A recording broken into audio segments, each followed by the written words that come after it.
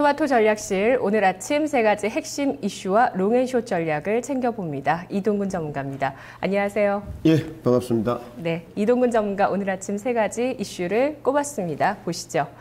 첫 번째, 싱거운 메가 이벤트. 두 번째, 다시 폭풍 전야. 세 번째, 선물 옵션 만기 전략. 첫 번째입니다. 싱거운 메가 이벤트. 자, 독일 쪽 얘기 말씀하십니까? 예, 그렇습니다. 네. 지금 뭐 신군 메가 이벤트 제가 이 제목을 달았는데 네. 사실 이제 독일 쪽에서 예상했던 그런 내용들이 그냥 통과가 된 것 같아요. 그동안 이제 독일 쪽에서 이제 야당 쪽에서 헌법 재판소에 제소를 할 때 그때만 하더라도 ESM이 출범하지 못할 것이다라는 이런 우려감이 있었습니다만은 시간이 가면 갈수록 이제 정책 당국자들이 거기에 또 힘을 실어주는 말이 나왔습니다. 지난번에 제가 이 출연할 때마다 말씀을 드렸는데 옌트 바이트만 총재가 ESM 현재 판결에 대해서 합헌 판결이 나올 가능성이 확신한다 이런 내용들이 나왔거든요. 네. 그래서 뭐 다른 사람 믿지 말고 옌트 바이트만 총재를 믿으라라는 이런 얘기를 했었는데요. 물론 이제 그게 조건부라는 내용을 달았습니다만 1,900억 유로에 한정했다라는 내용이 나오고 있는데 아마 투자자분들은 한정에 대해서 좀 뭐 포커스를 맞추시는 것 같은데요.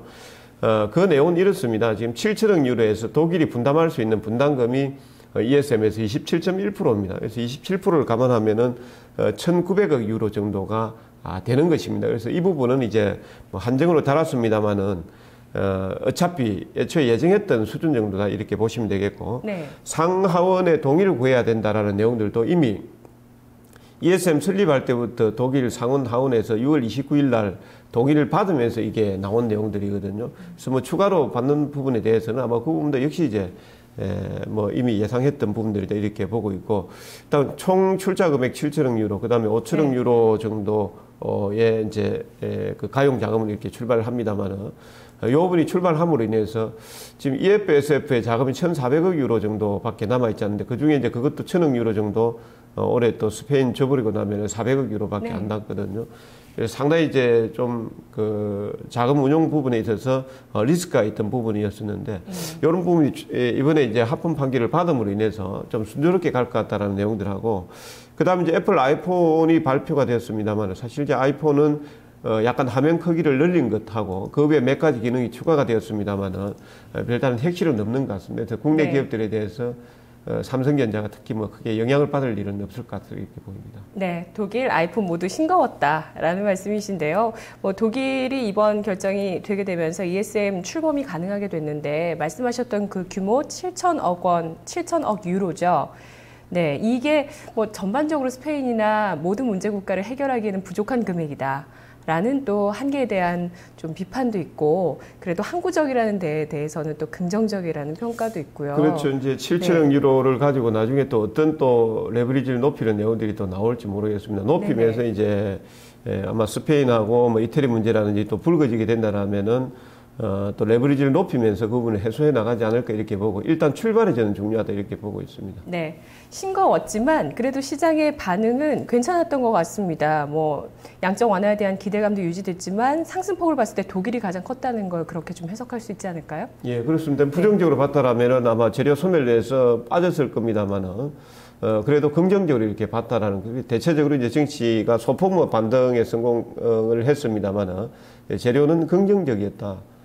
시장 재료는 일단 우리가 예상했던 수준이 나왔다라는 이런 쪽으로 이해하시면 되겠습니다. 예, 예상했던 수준이었고 싱거웠다고 할 수도 있겠지만은 또 해외 증시의 반응, 특히 독일 쪽의 0.4%의 상승, 긍정적인 반응이었습니다. 두 번째 보겠습니다. 두 번째, 다시 폭풍 전야. 또 확인할 게 남아 있습니다. 이게 더 중요할 수도 있고요. 참 어렵습니다. 9월달 들어와가지고 계속해서 이제 확인만 해야 되고 거기에 따라서 이제 시장 자체가 왔다 갔다 하니까 사실 정치 전문가들이 뭐 점쟁이처럼 이렇게 돼버렸는데요. 지금 이제 다시 이제 폭풍 전야 이거는 이제 내일 새벽에 발표되는 이제 연준에 다시 이제 우리가 포커스를 맞출 수밖에 없는데 앞에도 언급이 됐습니다만 대부분 이제 전문가들이 지금 72% 정도가 이번에 QE3를 할 것이다라는 데 지금 포커스를 좀 맞추고 있습니다.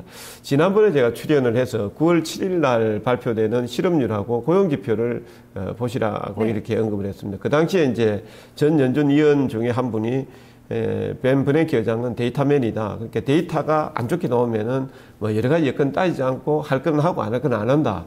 라는 이런 언급을 했는데 9월 7일 날 발표됐던 지표를 보면은 실업률이 그 당시에 이제 8.3%를 예상을 했었습니다만은 긍정적으로 나왔습니다. 8.1% 나왔죠. 이게 이제 그 전에 발표됐던 ADP 민간 고용 변화가 이제 긍정적으로 나오면서 실업률 개선이 나왔다 이렇게 보는데 네. 그렇지만 이제 비농업 부분 일자리 수가 되겠습니다. 이게 고용 지표가 상당히 이제 안 좋게 나왔거든요.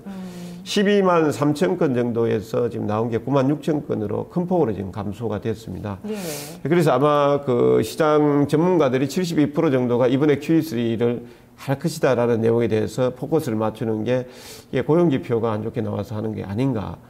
이렇게 이제 보고 있고, 만약에 저는 그렇습니다. 이제 내일 새벽에 뭐 QE3, 이제 QE3라는 건 이제 채권 매입이 되겠는데 대규모 양적 완화를 만약에 이번에 이제 유럽에서 슬슬 풀리고 있기 때문에 벤 버냉키 의장이 안 할 수는 있을지라도 그 중에서 이제 초저금리 상태를 계속해서 연장한다라든지 그 다음에 초과 지준율 인하라든지 그 다음에 MBS 증권, 모기증권 매입이라든지 요것 중에 하나 정도 나오지 않을까 이렇게 보고 있고요. 그러면 시장은 좋아할까요?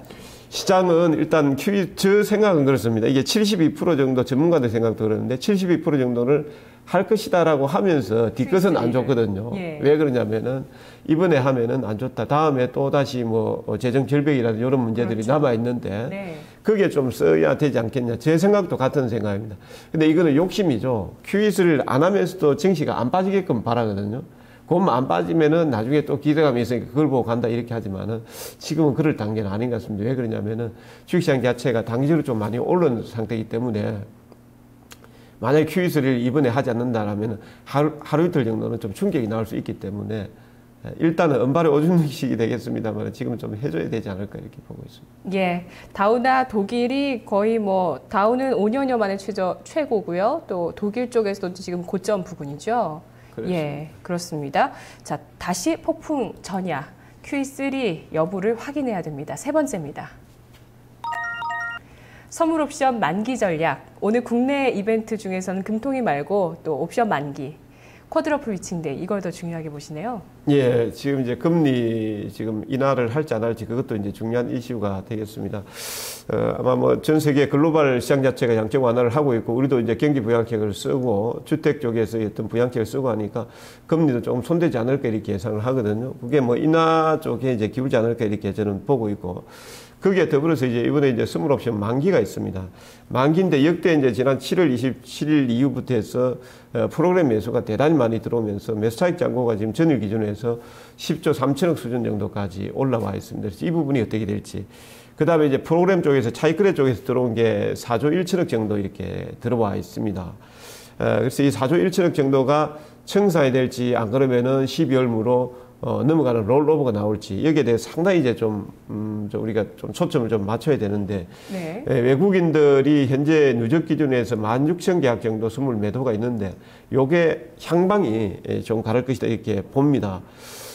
지금 베이시스가 지금 거의 이제 그 제로 수준에서 마감이 됐는데 콘탱고 수준이 유지되면서 외국인이 16,000계약 정도 선물 매도 누적 매도가 있는 부분을 이제 베이시스 개선이 되면서 외국인이 선물 매수를 해주는 이런 경향이 나온다라면은 아마 차익거래 쪽에서 적극적인 어떤 청산보다는 롤오버 가능성이 높다 이렇게 보고 있고 네. 현재 이제 그 현월물하고 차월물하고 지금 스프레드가 이렇게 네네. 차이죠. 예, 그 차이가 지난번에 어제 장중에 한 1.5, 1.6 정도 이렇게 되다 종가 기준으로 해서 한 2포인트 수준 정도까지 높아져 있습니다. 그래서 오늘 이제 그 베이시스만 악화되지 않으면서 외국인의 선물 매수가 들어와 주게 된다라면은 아마 스프레드가 차물이 상당히 이제 높게 이렇게 형성이 되어 있기 때문에 네. 예, 그대로 청산되지 않고 롤오버 될 가능성도 있다 이렇게 보고 있고 전일 종가 기준으로 해서는 일단은 롤오버 될 가능성이 있다 이렇게 보고 있습니다. 어떤 분은 스프레드가 1 이상이면은 괜찮다. 롤오버가 계속 진행이 이미 돼 왔고 그렇기 때문에 만기일에 뭐 1 이상이면 괜찮다고 보시는 분도 계시는데 그 기준은 이제 뭐 다 다른 건가요? 정확하게 뭐 알 예. 수는 없는 거죠. 뭐 제가 말씀드리는 것도 추측일 뿐이고 다른 분들이 얘기하는 것도 말씀하는 것도 뭐 추측일 뿐이니까 정확한 기준이 없으면 정확한 기준이 있다라면 주식이 얼마나 쉽겠습니까? 네, 1.8 이상이 유지돼야지 이동훈 전문가는 어느 정도 뭐 지수나 뭐 지수도 유지되는 선이고 또 롤오버도 또 양호하게 진행이 될 거라고 보고 계시네요. 알겠습니다. 오늘 롱앤숏 전략 보도록 하겠습니다. 어떤 기준 가지고 오셨나요? 지금 이제 롱 전략은 일단 저는 그렇습니다. 앞에 이제 언급 신극계 메가 이벤트가 끝났다라고 하지만은 긍정적인 내용을 일단은 보고 있습니다. 단기적으로는 뭐 신극계 예상해놓은 수준이 나왔기 때문에 그렇습니다만은 그다음에 이제 뒤에서 나오는 연준 쪽에서도 일단 저는 QE3 쪽에 가닥을 좀 잡을 거다 이렇게 보고 있고 조금 더 시장은 달리지 않을까 이렇게 보고 있고 미 대선 전까지는 좀 긍정적인 흐름이 나올 거다 이렇게 보는데 그래서 매수 고려를 한다라면은 여전히 이제 경기 부양책에 대한 내용들이니까 경기 민감주 조선이라든지 화학이라든지 철강 기계 이런 쪽으로 이제 매수 고려를 하고 있고 그 다음에 차익 고려가 아니고 뭐 매도하는 숏 전략에서는 1918포인트를 보고 있습니다. 네. 요거는 이제 이탈을 할 때는 일단 매도를 한다 이렇게 이제 보고 있고 추가적인 하락 가능성이 높아지는 겁니까? 예, 그렇게 되면은 이제 네. 추가적으로 이제 조정이 나올 수 있다. 예, 이렇게 보고 있고 앞에 이제 잠시 좀 빠진 부분이 있는데 지금 선물 옵션 만기에서 외국인들 같은 경우에 254에서 259 사이에서 지금 제한을 하고 있습니다. 우리 현물 지수 기준에서 마이너스 0.8 플러스 0.8 퍼센트 범위 안에서 있습니다. 이렇게 1934에서 1966 사이에서 오늘 변동성이 약간 나올 수 있는 구간에 있다는 거 말씀을 드리겠습니다. 예, 알겠습니다. 자, 이런 변동성을 활용해서 분할 매수를 해보자는 의견이신 것 같아요. 그리고 여러 가지 변수들 확인할 것들, 그리고 또 싱거웠던 것들 다 짚어주셨지만 어쨌든 지금 좀 분할 매수 가능한 구간으로 판단해 주셨는데요. 롱 전략으로는 경기 민감주 전반적으로 짚어주셨고 종목으로 압축한다면 어떤 종목일까요? 예, 종목으로는 제가 호남석유를 말씀드리겠습니다. 호남석유하고 화학업종도 2분기에 대단히 안 좋았죠. 근데 3분기에 턴어라운드 할 수 있는 종목이다 이렇게 봅니다. 특히 이제 경기 부양에 대한 어떤 기대감이 상당히 많이 나올 수 있는 부분들이고 2분기에 워낙 안 좋았기 때문에 3분기에 또 기저 효과의 덕을 볼 수 있다 이렇게 볼 수 있습니다. 그래서 매수 가격은 24만 6,500원, 목표가는 25만 9천원, 손절가 23만 4천원 호남석유 제시하겠습니다. 네, 분석 잘 들었습니다. 전문가님 고맙습니다. 네, 감사합니다.